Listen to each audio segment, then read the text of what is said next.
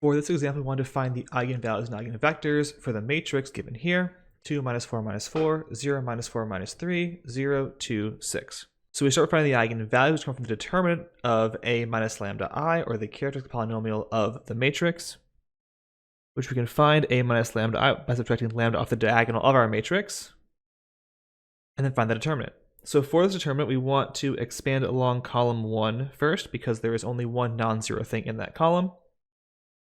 So if we do so, the determinant becomes -1 to the 1 plus 1 for row 1, column 1, times our 2 minus lambda, times the determinant of the minor in this bottom corner, which is minus 4 minus lambda, minus 13, 2, 6 minus lambda.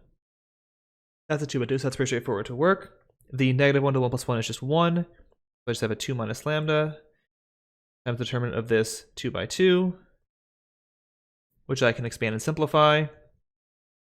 I have a lambda squared. I have minus 6 lambda plus 4 lambda, so minus 2 lambda. I have minus 24 plus 26 is plus 2. So I know that we get lambda equals 2 for an eigenvalue. I want this to be 0.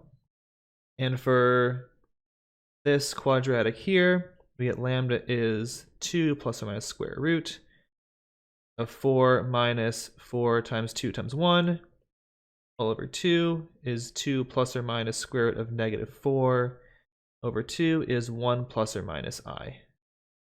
Those are our eigenvalues. Now we can go find the eigenvectors. Let's start with the real one for 2. Subtracting 2 off of the diagonal of our matrix gives the following. We can have row reduce. We could see right off the bat that we have a column here of all zeros, so we're going to have v1 as a free variable by the time we're done with this, but we can row reduce to verify that that's the case. I can divide the first row by -4. Use the top row to cancel the -6 and the 2 that are beneath that first one. Divide the second row by -7, and then use the second row to cancel out that 2 in the third row. Great, what does this tell us? Well, this tells us in terms of equations that v2 plus v3 equals 0 and v3 equals 0. Plugging that in here means that v2 is also 0 and v1 is free. If I can make it anything, I'll make it to be 1 because that's the easy number to pick. And so then for lambda equals 2, an eigenvector is 1, 0, 0. Great, now into the complex eigenvalue. I'm going to pick the plus version here, so we'll have lambda equals 1 plus I. And so a minus 1 plus I times the identity looks like the following. And I can simplify all these complex numbers here to put them together.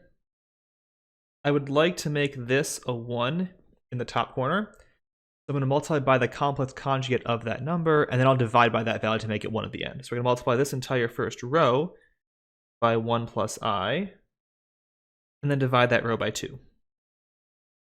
That takes care of column 1. Now for the rest, I now want to make this be a real number. I'm going to multiply that entire row by -5 plus I, the complex conjugate of that number. And the point of this step is now it's easy to see that row 2 is just 13 times row 3. There's a minus sign in there that'll swap the signs on the -5 plus I to a 5 minus I, and the 13's there sitting in front. So because of that, I can divide row 2 by 13, and then use row 2 to cancel out row 3. And there is our row of zeros.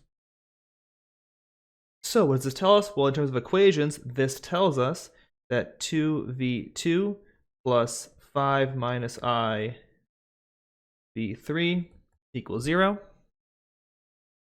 How can I make this work? Well, if I pick v3 equals -2 and v2 equals 5 minus I, those will cancel out, which is great.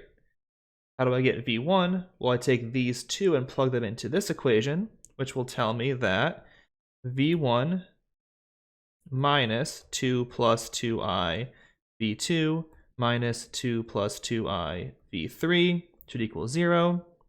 v1 equals 2 plus 2i times v2 plus v3, which is 2 plus 2i times 3 minus I. Because the 5 and the -2 will give me a 3. I can then FOIL this out. I get 6 plus 6i minus 2i minus 2i squared. I squared is minus 1, so I can make it plus 2 is 8 plus 4i, which means that in summary, for the eigenvalue 1 plus I, an eigenvector is 8 plus 4i, 5 minus I, and minus 2. How do we get the last one? Well, for the last one, we'll look at lambda equals 1 minus I. And we don't need any work here. We just know that it'll be the conjugate of the eigenvector for 1 plus I. So you know that an eigenvector here is the conjugate, 8 minus 4i, 5 plus I, and minus 2. So for that, we get our 3 eigenvalues, which were 2, and then 1 plus or minus I, and the corresponding eigenvectors. 1 plus I, 1 plus minus I are here, and lambda equals 2 is up here. That's how in a complexus you go about finding the eigenvalues and eigenvectors for a 3 by 3 matrix.